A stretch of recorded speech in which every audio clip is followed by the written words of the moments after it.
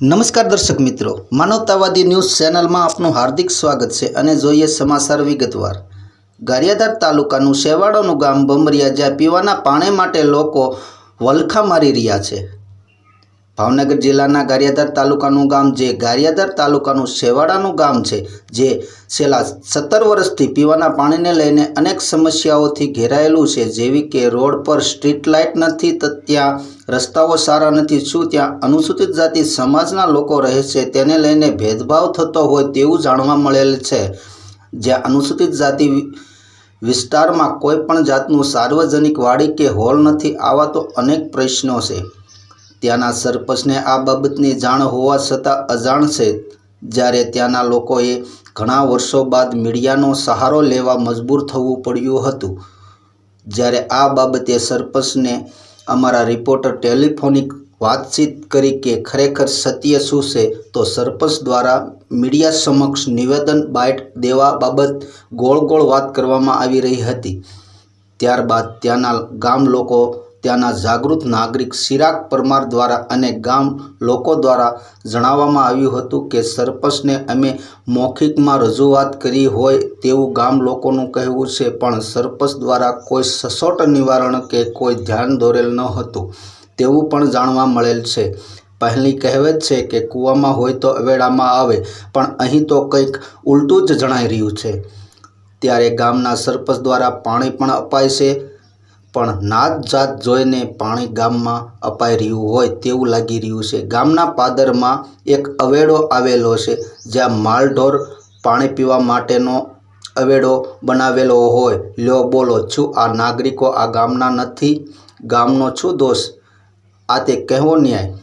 સૌ કોઈને ગામમાં ઘરે ઘરે પાણી આવે, અને આ લોકો શું અનુસૂચિત જાતિ સમાજમાંથી આવે છે તેના લીધે ભેદભાવ છે કે કેમ? શું આ લોકો ભમરિયા ગામમાં નથી? શું આ લોકો મતદારો નથી? કેમ આવો અન્યાય? વાહરે વાહ ગ્રામ પંચાયત, વાહરે વાહ સરપંચો, આવું કેમ? કેમ જ્યારે મોદી સાહેબ ઘર ઘર જળ અને હર ઘર નળ એ ખાલી શું કાગળો પર જ છે કે કેમ? જ્યાં બોરિંગદાર બે હોય અને તેની અંદર પાણી ખૂબ નજીક દેખાઈ રહ્યું હોય, ત્યાં મોટર કેમ નહીં? શું હોઈ શકે મોટર ન મૂકવાનું કારણ? ત્યાંના લોકોની માંગણી એવી છે કે વહેલામાં વહેલી તકે કાયમી પાણીની સમસ્યાથી અમોને છુટકારો મળે અને પીવા માટે જીવન જરૂરિયાત પાણી ઘર સુધી, નળ સુધી પહોંચે। તમારું નામ દેવબેન। દેવબેન, શું પ્રશ્ન છે તમારો? પાણીનો કેટલા સમય થા? 17-18 વર્ષ પાણી જ નથી। અત્યારે પાણી ક્યાંથી લાવો તમે? વાડીમાંથી।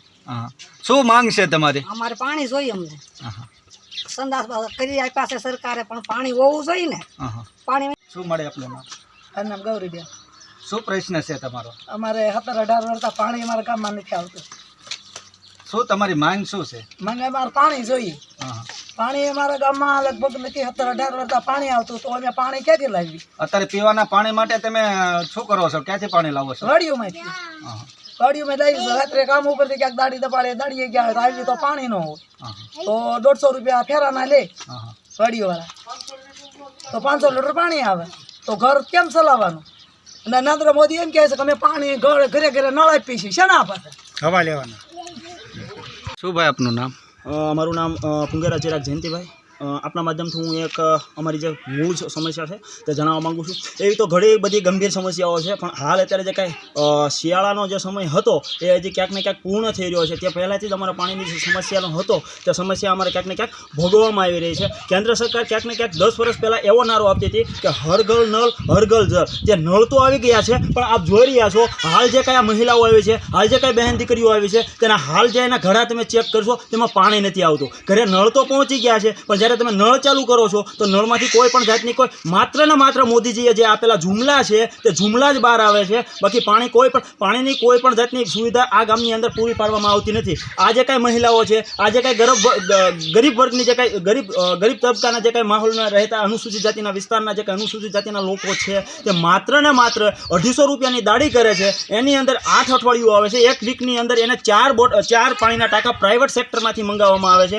અને પ્રાઇવેટ સેક્ટરવાળા તે પોતાની પાસેથી 150 રૂપિયા પર ટાંકા દીઠ ઉઘરાણી કરવામાં આવે છે, એ 600 રૂપિયા થાય છે. એટલે તમે વિચાર કરી લો, 200 રૂપિયાની જે દાડી કરતાં, દિન દહાડી કરતાં જે કંઈ મજદૂર વર્ગ છે તેને 8 દિવસ પણ પૂરેપૂરી 8 દિવસ પણ દહાડી મળતી નથી. ઓછામાં ઓછી 4 દિવસ દહાડી મળે છે, 200 રૂપિયા મળે છે, તો 50 રૂપિયા વધે છે. તો 50 રૂપિયાની અંદર આવડા લોકો કેવી રીતે ભરણ પોષણ કરતા હશે? શું અમને પણ આપના માધ્યમથી સરકારને પણ એક પ્રશ્ન પૂછવામાં આવે છે કે શું આ દેશના અંદર રહેતા જે કંઈ નાના અમથા વર્ગના માણસો છે, જે મોટા વર્ગના માણસો છે, તો શું આ દેશના કંઈ ટેક્સ ભરતા નથી? શું તમારી માંગણી શું છે? માંગણી માત્ર ને માત્ર એટલી છે કે અમારા જે કાંઈ આજુબાજુના ગામડા છે તે કેનાલ દ્વારા પાણી પહોંચાડવામાં આવે છે, પણ અમને અહીંયા અમારા ગામ સુધી હજી પણ પાણી પહોંચાડવામાં નથી આવ્યું. તે અમારી જે કાંઈ રજૂઆત છે એના કાયદેસર ટૂંકમાં પગલાં લેવામાં